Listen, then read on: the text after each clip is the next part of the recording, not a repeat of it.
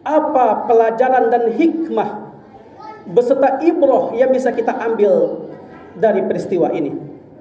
Kematian itu tidak memandang umur dan usia kita. Malaikat maut datang kepada kita tidak memandang apakah kita tua atau muda, tidak memandang apakah kita sehat atau sakit, tidak memandang kita sedang duduk atau sedang berdiri, sedang berjalan atau sedang berlari. Wa kam min fata amsa wa asbaha dhahikan. Betapa banyak para pemuda yang di pagi dan sore hari kerjaannya hanya tertawa saja. Wa akfanuhu fil ghaibi tusjan wa huwa la yadri. Sedangkan kain kapannya sudah dipersiapkan buat dia.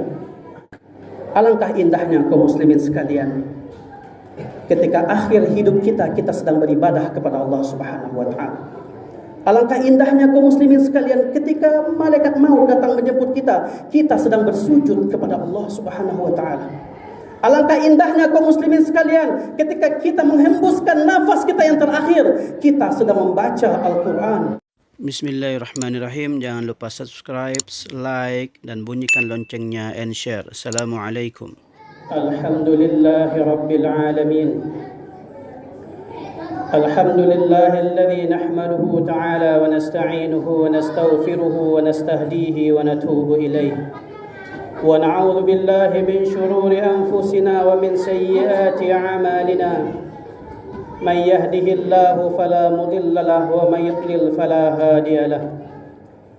أشهد أن لا إله إلا الله وأشهد أن محمدا عبده ورسوله لا نبي ولا رسول بعده اللهم فصل وسلم وبارك على هذا النبي الكريم وعلى آله وأصحابه رسول الله أجمعين أما بعد فيا عباد الله أوصيكم ونفسي بتقوى الله فقد فاز المتقون يا أيها الذين آمنوا اتقوا الله حق تقاته ولا تموتن إلا وأنتم مسلمون يا أيها الذين آمنوا اتقوا الله وقولوا قولا سديدا يصلح لكم أعمالكم ويغفر لكم ذنوبكم ومن يطع الله ورسوله فقد فاز فوزا عظيما يا أيها الذين آمنوا اتقوا الله ولتنظر نفس ما قدمت لغد واتقوا الله إن الله خبير بما تعملون قال الله تعالى في القرآن الكريم وهو أصدق القائلين أعوذ بالله من الشيطان الرجيم بسم الله الرحمن الرحيم كل نفس ذائقة الموت وإنما توفون أجوركم يوم القيامة فمن زحزح عن النار وأدخل الجنة فقد فاز وما الحياة الدنيا إلا متاع الغرور صدق الله العظيم وبلغ رسوله الحبيب الكريم ونحن على ذلك من الشاهدين والشاكرين والحمد لله رب العالمين قبل كل شيء هيا نشكر الله جل جلاله الذي قد أعطانا نعما كثيرة حتى نستطيع أن نجتمع في هذا المسجد نور العمل المبارك وفي هذه المناسبة المباركة لأداء صلاة الجمعة جماعة صلاة وسلاما دائمين متلازمين إلى حبيبنا وشفيعنا ومولانا محمد صلى الله عليه وسلم اللهم صل على سيدنا محمد وعلى آل سيدنا محمد هو الذي قد أخرجنا من الظلمات إلى النور من زمن الجاهلية إلى زمن النور الإسلامية كما نشعر بها الآن أيها الحاضرون الكرام يرحمني ويرحمكم الله jemaah Jumat yang dimuliakan oleh Allah Subhanahu wa taala. Selaku khatib pada kesempatan yang berbahagia ini, tidak lupa berwasiat khususnya kepada diri khatib pribadi dan umumnya kepada kaum muslimin.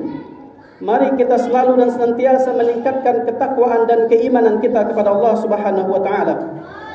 Mari kita duduk sejenak dengan penuh kekhusyuan dan ketawaduan di hadapan Allah Subhanahu wa taala.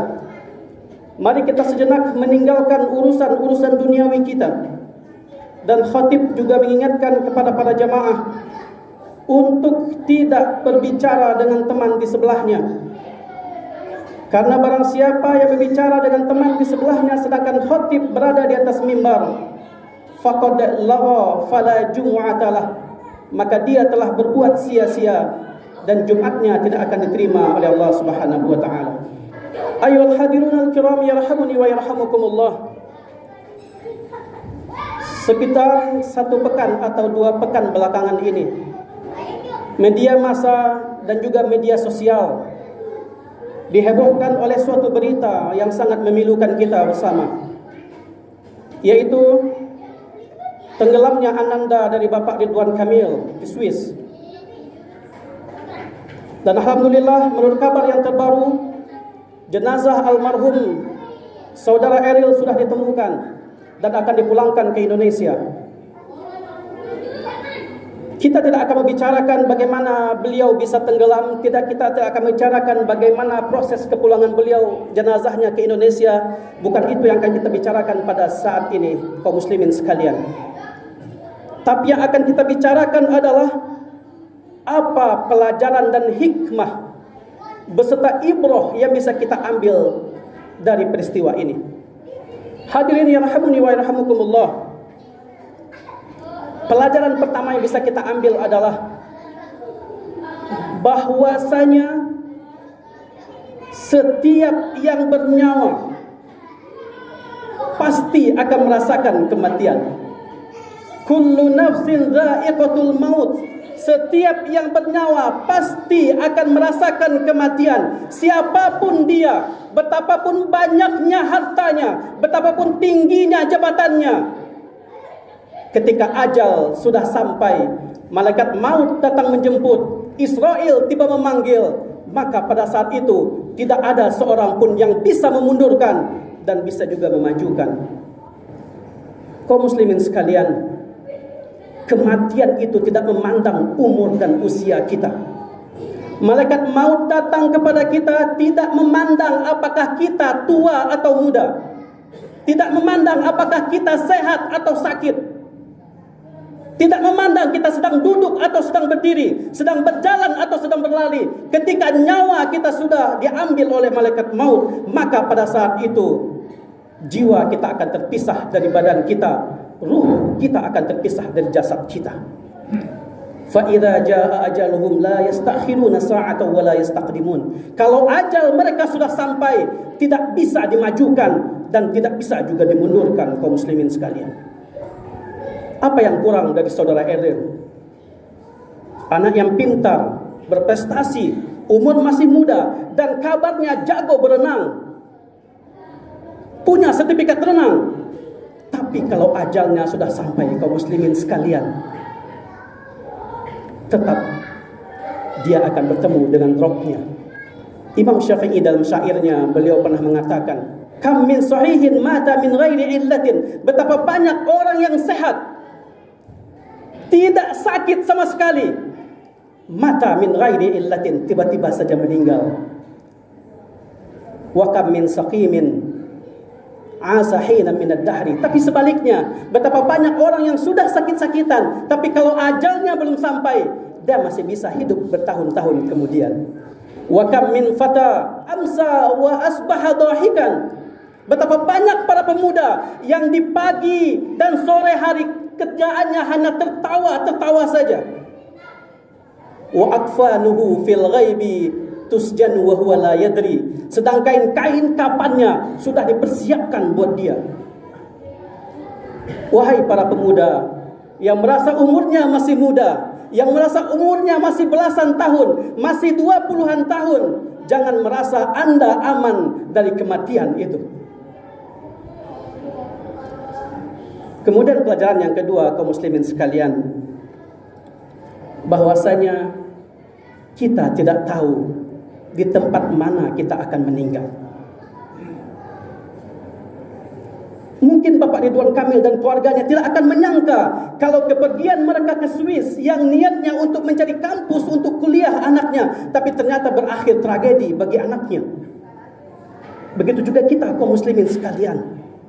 Kita tidak tahu di mana dan kapan kita akan meninggal, di tanah mana kita akan meninggal. Wa ma tadri nafsun maza taksibu ghada, wa ma tadri nafsun bi ayyi ardin tamut. Tidak ada seorang pun yang tahu maza taksibu ghada, apa yang akan terjadi esok hari.